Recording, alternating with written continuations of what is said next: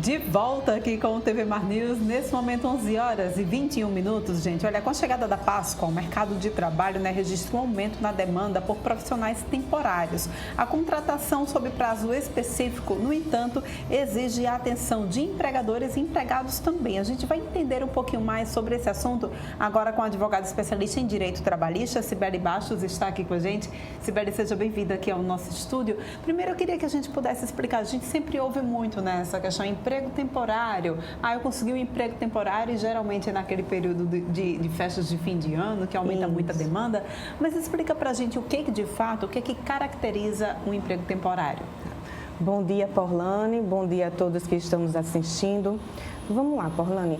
O trabalho temporário, o contrato temporário, como você acabou de falar, ele geralmente acontece em períodos sazonais, em que as demandas aumentam. Vamos supor, como você falou, Natal. Natal há uma demanda, uma procura muito grande de consumidores. Outro exemplo, assim, para só contextualizar. Hotéis e bares no período de verão que aumentam demais a procura em relação ao turismo, com relação ao turismo. Esses contratos temporários, eles servem justamente para que quando a demanda ocorra, a empresa possa contratar e manter a qualidade na prestação de serviço. Eu vou acrescentar aqui mais uma informação importante. Contratos temporários, contratações temporárias, ela pode acontecer tanto nesse período sazonal, quando uma empresa ela está em substituição temporária de funcionários permanentes. Vou dar um exemplo, assim, só para a gente contextualizar e agregar mais informação. Digamos que uma funcionária entrou em licença maternidade. Aquele período que essa funcionária ficar afastada, eu, empresa, posso contratar temporariamente. Mas vamos deixar muito mais claro aqui. A contratação da empresa que está precisando do serviço, ou seja, a tomadora do serviço, ela não pode contratar diretamente com a pessoa que vai prestar o serviço. Ela precisa contratar, o contrato vai ser com uma agência temporária, de contratação temporária, que vai ceder esses funcionários. Entendi. Entendeu? Olha, agora, mesmo sendo temporário, existem regras, né? Não dá para dizer, olha, de qualquer forma, a gente precisa organizar aí a coisa, né? E a gente tem os deveres e direitos, tanto de empregadores quanto de empregados. Isso. Eu queria que você pudesse explicar para a gente que direitos e que deveres são esses. Vamos lá, vamos começar pelas empresas. Tá. Primeiramente, as empresas, elas devem procurar uma agência, uma empresa que possa servir passar por essa contratação, esses funcionários para prestar esses serviços. Então, a empresa, ela vai contratar essa agência, um contrato formalizado, essa empresa que vai prestar esse serviço, ela precisa estar com o CNPJ constituído e cadastrada no Ministério do Trabalho. Então, primeiramente, os deveres da empresa que está tomando esse serviço é ter esses cuidados. Inclusive, analisar se essa agência ela está pagando a esses funcionários, a esses agenciados, todos os direitos dele. Os previdenciários principalmente. E os trabalhadores, eles têm os direitos iguais daqueles funcionários que são contratados permanentemente. Salário, FGTS, adicional noturno, se assim a situação requerer, horas extras, todos os direitos iguais. A única coisa que um funcionário temporário, nessa contratação temporária, não tem ao final do contrato os 40% do FGTS, seguro-desemprego ele não vai ter e aviso prévio. Agora, Cibele, existe aí um tempo mínimo de vigência desse contrato, tempo mínimo e tempo máximo também? Temos sim. No contrato temporário, essa prestação de serviço tem um tempo máximo de 180 dias, que pode ser contínuo ou não, vai depender da situação. E se houver a necessidade de prorrogação, por mais 90 dias. Mas essa prorrogação precisa ser justificável. Se for justificável em razão da continuação da demanda, preciso justificar nesse contrato, né, nessa prorrogação. Ou então, se o funcionário que está afastado temporariamente e houve essa contratação de pessoal, eu preciso justificar que ainda estou precisando dessa contratação temporária. Então, a contratação temporária ela só ocorre nessas duas situações: demandas sazonais e quando eu tenho substituição permanente de funcionário contratado. Esse é o prazo máximo, né? 180 dias, podendo se estender por mais 90 dias. Aí nós teremos 270 dias totais. Então, só nessa prorrogação de 90 dias eu, empresa, tenho que ter cuidado para poder justificar essa prorrogação. Então, temos que ter esse cuidado. E tempo mínimo? A gente tem também um tempo mínimo desse contrato? O tempo mínimo, a gente começa nos 180, que é o tempo dado, são esses 180. Necessitando prorrogar, se justificado, 90. Aí esse total seria 270 dias, mas atente-se para os 180 dias. E se a gente, de repente, eu preciso de uma pessoa para trabalhar na minha loja comigo durante 15 dias, durante um mês, essa contratação, de que forma ela deve ser feita? Através de diária? Como é que funciona? Olha, essa contratação, como eu falei aqui inicialmente, ela precisa ter uma agência. Então, precisa ter o contrato. Aqui eu vou ter um contrato da empresa que está tomando o serviço com a agência que está colocando esse trabalhador temporário à disposição dessa empresa. Então, ali, dentro dos 180 dias, essas duas partes podem ajustar o período, contanto que não passe dos 180 dias e que seja justificável esses 15 dias. A demanda aumentou, estou precisando, só vou precisar durante 15 dias, só vou precisar durante 2 meses, contanto que não ultrapasse os 180 dias e seja justificável.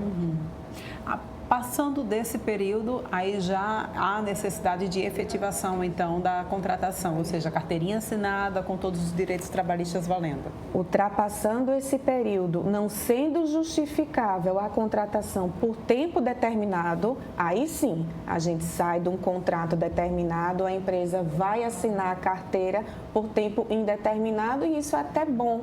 Porque o funcionário que estava naquela situação de que poderia ficar prestando serviço naquele tempo, ele vai ser efetivado e nada melhor do que ter um emprego com todos os seus direitos a serem devidos, né? Todas as obrigações sendo pagas pela empresa que está contratando efetivamente. Agora vamos falar também dos contratados, né? Dos empregados que são contratados. Ele deve realizar toda a demanda para a qual foi contratada. Com certeza. Precisa ter toda a qualificação que a empresa tomadora de serviço está procurando. Porque não adianta a empresa tomadora de serviço contratar qualquer pessoa para aquela atividade. Inclusive, a tomadora de serviço, ela tem a obrigação de passar toda a qualificação, de poder treinar essas pessoas para que assim eles tenham alcance o objetivo que requereu essa contratação. Então, estamos aí numa situação em que a empresa prestadora de serviço ela tem que ter esse cuidado também. A tomadora também precisa ter esse cuidado. E aí o empregado ele precisa cumprir todas as horas certinho, não precisa bater ponto, né, no caso desse? Nessa situação precisa, se assim for necessário, precisa bater ponto. Ele vai cumprir toda a carga, 8 horas diárias. Se assim for necessário ultrapassar as 8 horas diárias, teremos horas extras, ele terá direito às horas extras. Vai ser uma contratação com todos os requisitos de uma contratação por prazo indeterminado, mas teremos aí esse período, ele vai receber todos os direitos dele de uma contratação normal.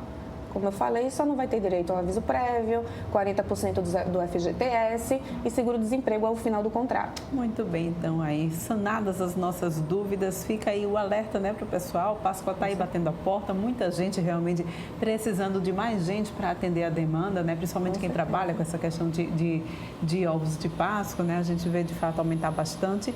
Então, fica atento aí aos direitos e deveres de empregados e empregadas. Muito obrigada pela tua participação aqui no nosso estúdio. A gente volta a se encontrar em outra oportunidade, tá, Muito Sibeli? obrigada a todos. Bom dia.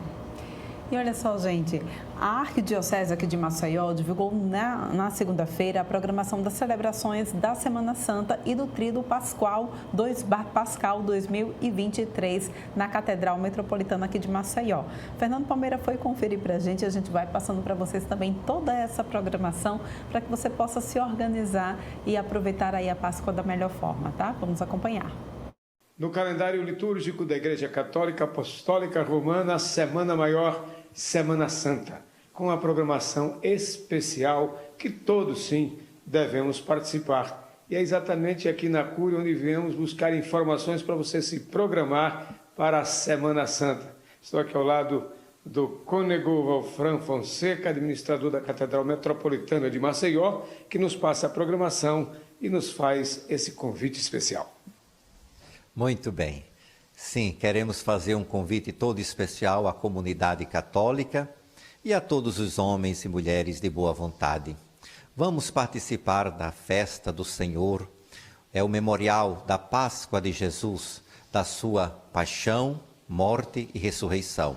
A Semana Maior para todos os cristãos, a Semana Maior.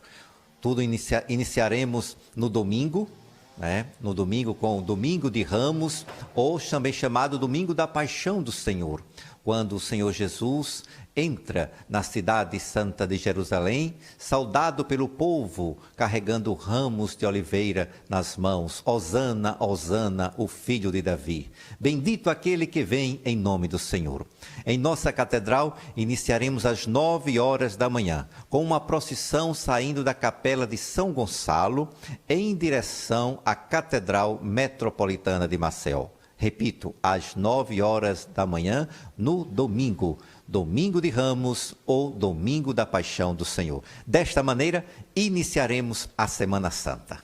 E os fiéis devem sim participar com as orações do ofício da agonia e aí seguir adiante, seguir em frente nesse rito de fé, porque é de suma importância e a Igreja Católica com certeza vê a Semana Santa como um ponto máximo, o ápice dessa fé da cristandade, não? Com certeza, é a Semana Maior. Nesta semana está o centro, o sentido, o ápice de toda a fé cristã. Se nós nos perguntarmos, por que somos cristãos? A resposta é simples, porque Jesus por nós padeceu, sofreu, morreu e ressuscitou. Então a semana segue neste mergulho no mistério de Cristo. É um mistério em favor de todo o gênero humano, pois ele toca os extremos, as situações difíceis e limites da vida humana. Ele nos fala da morte e nos dá uma resposta a este mistério que amedronta, assusta toda a humanidade. A morte, mas ele vence a morte com a ressurreição. Por isso, teremos alguns momentos especiais durante esta Semana Santa. E aqui eu gostaria de fazer um convite ainda mais especial para quinta-feira, às 9 horas, a Missa do Crisma, quando o arcebispo, o nosso pastor, reúne todo o clero, padres e diáconos, para uma celebração cheia de significado. Nesta celebração, os padres e diáconos renovam as suas promessas de servir ao povo de Deus e servir a Deus, né? E nesta celebração também o arcebispo abençoa os olhos dos catecúmenos, do crisma e dos enfermos. Uma cerimônia cheia de significado para todo o povo de Deus. Quinta-feira, às 9 horas da manhã, na Catedral. Logo em seguida, às 19 horas, teremos a Missa da Ceia do Senhor com aquele gesto significativo do lava-pés. O Senhor Jesus que lavou os pés de seus discípulos e lhes disse: eu que sou mestre e Senhor, lavei os vossos pés, agora vós deveis lavar os pés uns dos outros, disse o Senhor. Então, quinta-feira, abertura do Tríduo Pascal, primeiro dia do Tríduo. Na sexta-feira da Paixão, às 15 horas, nós teremos então a celebração da Paixão e este ano retornaremos com a procissão do Senhor Morto. Às 15 horas, a celebração da Paixão, em seguida a procissão do Senhor Morto e no Sábado Santo, também chamado Sábado de Aleluia, às 19 horas, a grande vigília, Vigília Pascal, a mãe de todas as vigílias, quando o povo de Deus irá renovar as suas promessas batismais com um novo ardor na alegria do Senhor ressuscitado. É meio a esse gesto humilde de Jesus, do sacrifício, para a reflexão em geral. E você não pode ficar sem participar ativamente de atos tão belos e tão importantes como essa liturgia da nossa Igreja Católica. Com as imagens de Chico Nogueira, Fernando Palmeira para a TV Mar da organização Arnoldo de Melo no canal 525 NET. Claro. E a gente vai agora, para um rápido intervalo, mas volta daqui a pouquinho com muito mais informações para vocês.